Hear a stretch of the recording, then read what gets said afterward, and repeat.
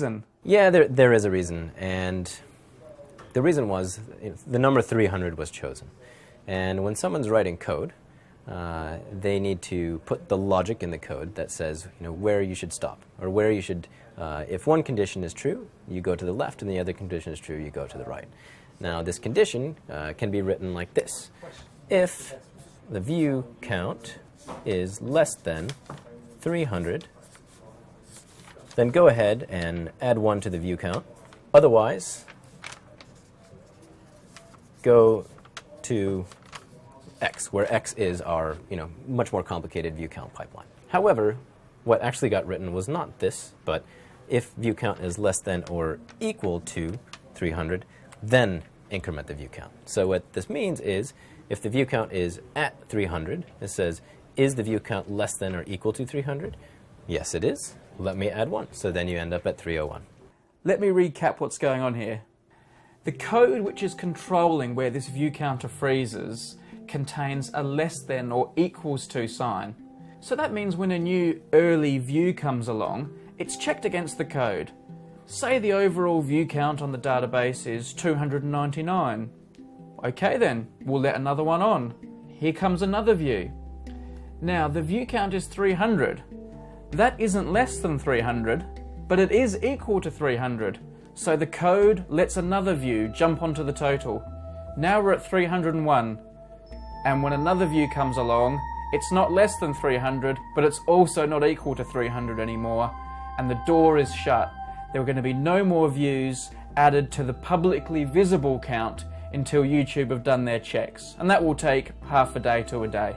Then, of course, all the extra views that have been counted in the interim all pile onto the total. Nothing's missed. At least that's what I'm told. Yeah, so whoever wrote this code probably did not realize the magnitude of what they were doing. This view counts have been around since the beginning of YouTube, and who was to know what YouTube would become? So yeah, that was actually a rather monumental second of time in San Bruno, California, when a coder decided to write that logic in, and it is now one of the idiosyncrasies of YouTube. Now I can hear some of you screaming at your computer screens. The view count doesn't stop at 301. Sometimes it stops at 302, or 305, or 310. What's going on there?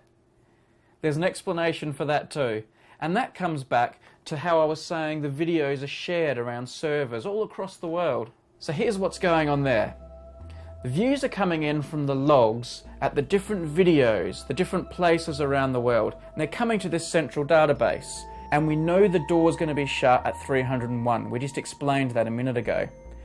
But what happens if views are coming in at the same time? Someone watched it in Africa at the exact same time, someone watched in Europe.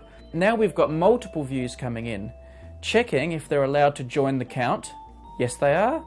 It's less than or equal to 300. So they all pile on at the same time.